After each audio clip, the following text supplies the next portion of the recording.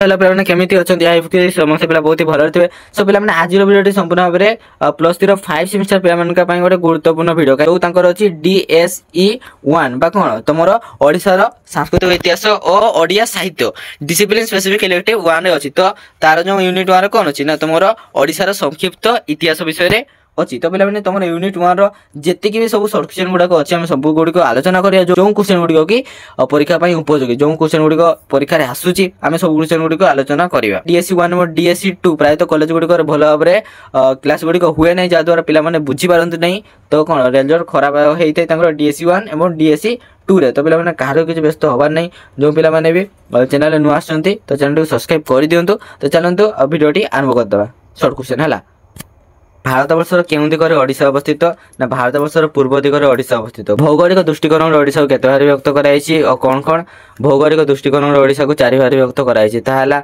उत्तर मालभूमि बुर्बघाट केंद्रीय अंचल आ गोटे है उपकूलवर्ती समतल अंचल ओडिशार प्राचीनतम आदिवासी केउ माने अटंती ना ओडिशार प्राचीनतम आदिवासी माने कोन को माने ना आदिवासी माने अटंती ओडिशार आदिवासी केउ केउ गोष्ठी विभक्त उल्लेख करो ओडिशार आदिवासी केउ केउ गोष्ठी विभक्त ताहा उल्लेख करो ओडिशार आदिवासी माने साधारणतः कंध शबर गंड हो सांताड़ जुआंग भूया मुंडा परजा गोदबा प्रभृति गोष्ठी विभक्त ओडिशार प्राचीनतम नाम कौन थिला ता कौन कौन उल्लेख कर ना ओडिशार प्राचीनतम नाम यथा कलिंग कंगद त्रिकलिंग उत्कल एवं उड्र अशोक कलिंग आक्रमण केबे करथिले ना केते ना 2 ख्रीष्टपूर्व 261 रे केउ युद्ध पर अशोक चंडाशोक धर्माशोक रूपांतरित होइतिले ना कलिंग युद्ध पर अशोक चंडाशोक धर्माशोक रूपांतरित हेले खारबार केउ वंश राजा थिले बोली हाथीगुंबा शिलालेख उल्लेख अछि खारबार चेदी किंबा चेदी वंश राजा थिले बोली हाथीगुंबा शिलालेख उल्लेख अछि महामेघ वाहनर अर्थ कौन महामेघ वाहनर अर्थ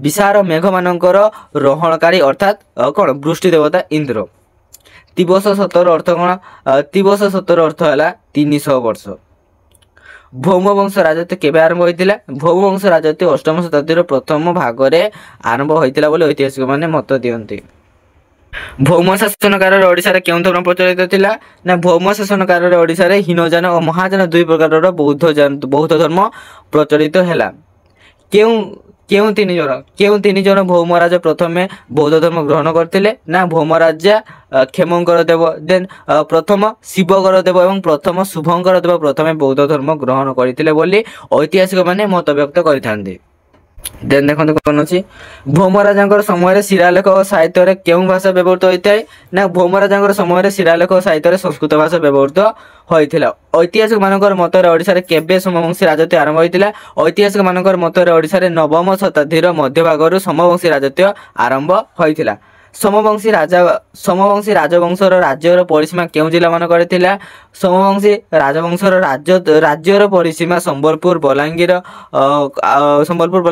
कोन बालेश्वर कटक पुरी गंजाम कलाहांडी मयूरभंज और मेदिनीपुर अंश उपरे थिला समवंशी राजा माने केउं धर्मर उपासक थिले समवंशी राजा माने शैव धर्मर उपासक थिले मुक्तेश्वर मंदिर के निर्माण करथिले ना समवंशी राजा जजाति केशरी मुक्तेश्वर मंदिर निर्माण करथिले लिंगराज मंदिर केउं राजांकर समय निर्मित होइतिला द्वितीय जजाति केशरी भुवनेश्वर रे विशालतम लिंगराज मंदिर निर्माण करथिले ब्रह्मेश्वर मंदिर के निर्माण करथिले ना उद्यत केशरींकर माता कुलावती भुवनेश्वर रे ब्रह्मेश्वर मंदिर निर्माण करथिले राजरानी मंदिर नामकरण विशेषत्व कोन राजरानी पत्थर रे निर्मित होइथार एहार नामकरण राजरानी भाव में कथित होइथाय समवंशी राजत्व समय भुवनेश्वर रे केउं केउं मंदिर निर्माण कराइतिला ना समवंशी राजत्व समय भुवनेश्वर रे मुक्तेश्वर राजरानी लिंगराज और ब्रह्मेश्वर मंदिर निर्माण करा जाइतिला तापर देखो समवंशी राजत्वर सर्वश्रेष्ठ कलाकृति केउ मंदिर और यह केबे निर्मित होइतिला समवंशी राजत्वर सर्वश्रेष्ठ कलाकृति हैला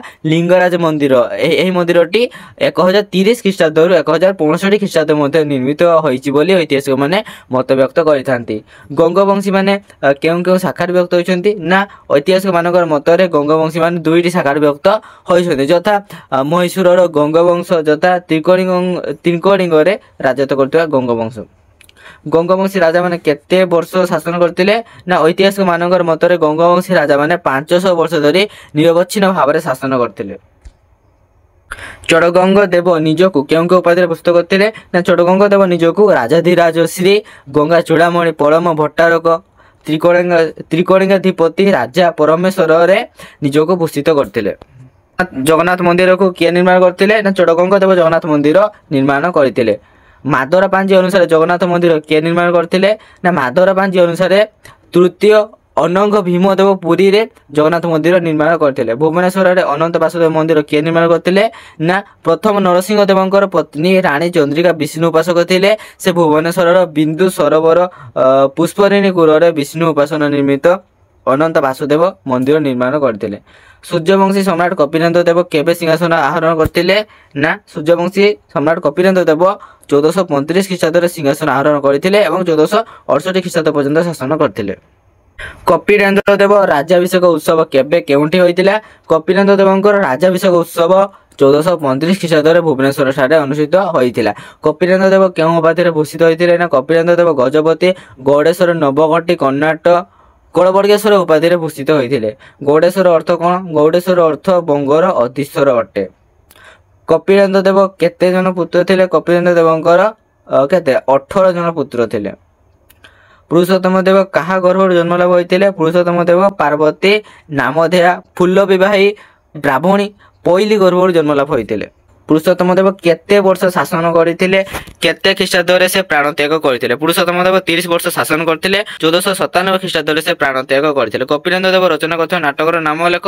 कपिलेन्द्र देव संस्कृत पंडित थिले। से कौन से परशुराम विजय नामक संस्कृत नाटक रचना करथिले। ओडिया भाषा केउं कवि कपिलेन्द्र देवଙ୍କ समय महाभारत ग्रंथ रचना करथिले? ओडिया भाषा कवि सारला दास कपिलेन्द्र देवଙ୍କ समय महाभारत ग्रंथ रचना करथिले। ओडिशार शेष स्वाधीन हिंदू राजाଙ୍କ नाम उल्लेख कर। ओडिशार शेष स्वाधीन हिंदू राजाଙ୍କ नाम मुकुंद देव। आफागान माने ओडिशा रे केबे शासन करथिले ना आफागान माने 1568 ख्रीष्टाब्द रु 1592 ख्रीष्टाब्द पर्यंत ओडिशा रे शासन करथिले। केबे इंग्रज सैन्य माने कटक रे पहुंचीथिले? 1803 मसिया अक्टोबर 10 तारिख दिन इंग्रज सैन्य माने कटक रे पहुंचीथिले।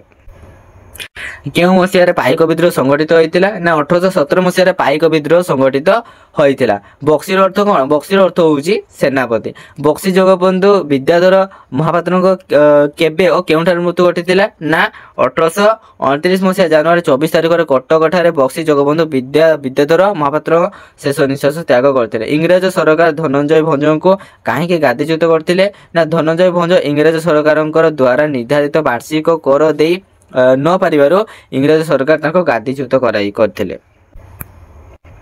मेरिया प्रथा केबे उच्छेद होइतिला ना मेरिया प्रथा 1861 मसिया रे उच्छेद होइतिला। सुरेंद्र साई केबे मृत्युवरण करथिले ना सुरेंद्र साई मृत्यु पर्यंत कारागार रे बंदी अवस्था रे थिले। 1884 मसिया फेब्रुआरी मास 18 तारिख रे वयोवृद्ध अवस्था रे प्राण त्याग करथिले। सुरेंद्र साई केबे ओ केउंठी आत्मसमर्पण करथिले ना सुरेंद्र साई 1862 मसिया मे मास 16 तारिख रे सुरेंद्र साई मेजर इम्पेंको पाखरे आत्मसमर्पण करथिले। इंग्रज सरकार ताको वार्षिक 1200 टंका भर्ता देबाको मंजूर करथिले। नौंग दुर्भिक्ष नामकरण विशेषत्व सह एहा केबे घटितिला दर्शाओ। पुरीर गजपति दिव्यसिंह देवंकर राजत्वर नवम वर्ष रे नौंग दुर्भिक्ष होइतिला। तेनु एहाको नौंग दुर्भिक्ष भाबे नामित करागला। 1866 मसिया रे घटितिला। 1866 इंग्रज माने केबे लवण उत्पादन बंद करथिले ना इंग्रज माने 1863 मसिया रे लवण उत्पादन बंद करथिले। ओडिया को स्वतंत्र भाषा नय एकथा किए कहिथिले ना बालेश्वर जिला स्कूल जनैक बंगाली शिक्षक किए ना कांतिलाल भट्टाचार्य ओडिया स्वतंत्र भाषा नय बोली कहिथिले। उत्कर जननी को केबे काहीकि छिन्नमस्ता मूर्ति भावे पूजा करा जाइथिला ना 1928 मसिया रे दुर्गा पूजा समय कटक सहर लोके उत्कर जननी को कौन छिन्नमस्ता पूर्ण रूप से गठन कर पूजा करते। प्रथम गल्टर बैठक केबे डका जाइथिला? भारत रे एक नूतन संवैधानिक संस्थार संपर्क रे आलोचना करिया पई 1930 मसिया नवेम्बर मासरे लंडन ठारे इंग्रज सरकार प्रथम गल्टर बैठक आयोजन करथिले। स्वतंत्र ओडिशा प्रदेश केबे गठन करा जाइथिला? 1936 मसिया एप्रिल पहिला रे स्वतंत्र ओडिशा प्रदेश गठन करा जाइथिला। जातीय कांग्रेस प्रथम अधिवेशन केबे अनुष्ठित होइथिला और यार सभापति किए? 1885 मसिया रे भारतीय जातीय कांग्रेस प्रथम अधिवेशन अनुष्ठित होइतिला। यार सभापति थे उमेश चंद्र बनर्जी। गोपबंधु दास केबे हजारीबाग जेल मुक्त होइतिले ना 1924 मसिया जून 26 तारिख रे गोपबंधु हजारीबाग जेल मुक्त होइतिले। प्रजातंत्र संवादपत्र केबे प्रकाश लाभ करथिला ना 1923 मसिया सेप्टेम्बर मास 2 तारिख रे प्रजातंत्र संवाद कौन प्रकाश लाभ करथिला।